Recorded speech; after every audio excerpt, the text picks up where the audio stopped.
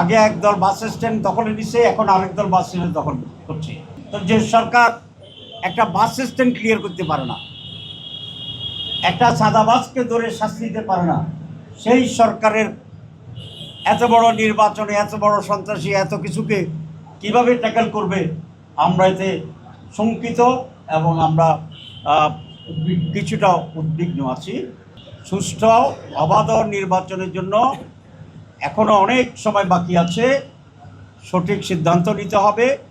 প্রত্যেকটি রাজনৈতিক দল তার কর্মীদের দায়িত্ব নিতে হবে।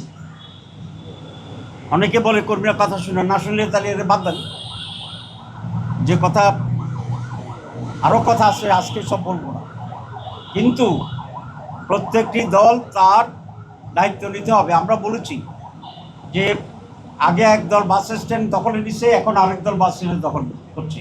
দল বলল না, একটা গ্রুপ। দল বলে তো পুরো দল বোঝায়। একটা গ্রুপ আগে সাদাবাজি করতো, এখন আরেকটা গ্রুপ সাদাবাজি করতে হবে। তো এই অন্তর্বর্তী সরকার এই দখলদারদের ব্যাপারে কোনো ভূমিকা নিয়েছে আমরা এটা দেখি না। এটা শুধু একটি দলের দায়িত্ব নয়, সরকারের প্রধান দায়িত্ব। তো যে সরকার একটা বাস স্ট্যান্ড ক্লিয়ার করতে পারে না, একটা সাদাবাসকে ধরে শাস্তি দিতে পারে না, সেই সরকারের এত বড় নির্বাচনে এত বড় সন্ত্রাসী এত কিছুকে কিভাবে ট্যাকেল করবে, আমরা এতে শঙ্কিত এবং আমরা কিছুটা উদ্বিগ্ন আছি। আমরা সব কথা বলেছি এই জন্য যে এখন যে সময় আছে, সরকার যদি সঠিক সিদ্ধান্ত নিয়ে সঠিক উদ্যোগ গ্রহণ করে তাহলে এই পরিস্থিতির উন্নতি ঘটানো সম্ভব। পরিস্থিতি যদি উন্নতি ঘটে তাহলে একটা সুষ্ঠু নির্বাচন হওয়া সম্ভব। আর সেরকম একটি পরিবেশে সকল রাজনৈতিক দল ফেসিবাদ ছাড়া আমরা উৎসবমুখরভাবে এই নির্বাচনে নির্ধারিত তারিখে অংশগ্রহণ করা সম্ভব এবং সেটা হওয়া উচিত। যদি তার ব্যর্থ ঘটে তাহলে বাংলাদেশ এক বিশাল নৈরাজ্যের দিকে চলে যাবে এবং নির্বাচনে আমরা যেটা দেখছি মনে হয় যেন কোনো জায়গা থেকে এক ধরনের নীল নকশার নির্বাচন আবার করা যায় কি না সেরকম উদ্যোগ করছে। আমরা এবারে স্পষ্ট বলি, কোনো নীল নকশা বাংলাদেশে বাস্তবায়িত হবে না, হতে দেওয়া হবে না। এবং এই সরকারকে জাতিকে নিয়ে সেই উদ্যোগ নিয়ে সেই পরিস্থিতিকে নিশ্চিত করতে হবে।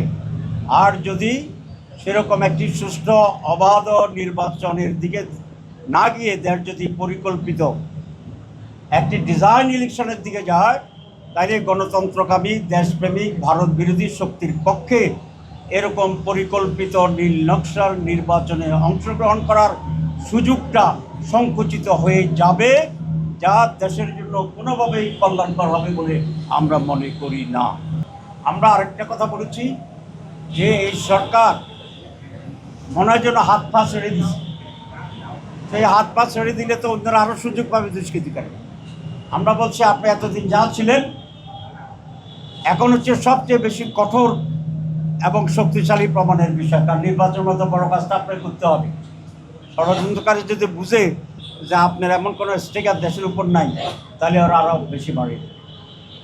আর এই লক্ষ্যে আমরা একটা পয়েন্ট জোর দিয়ে বলেছি যে সমস্ত সাম্রাজ্যবাদ ফেসিবাদের দালালেরা এখনও প্রশাসনের বিভিন্ন জায়গায় বহুত সিভিলিয়ান পুলিশ, তাদেরকে অবিলম্বে সরাইতে হবে এবং নিরপেক্ষ লোকদেরকেই সেই প্রশাসনে নিয়ে আসতে হবে। মৌলিকভাবে এই কয়েকটি বিষয় আমরা সংক্ষেপে ওনার কাছে তুলে ধরেছি। উনি বলেছেন, উনি মনোযোগ শুনেছেন এবং এই ব্যাপারে উনি ওনার ভূমিকা পালন করবেন।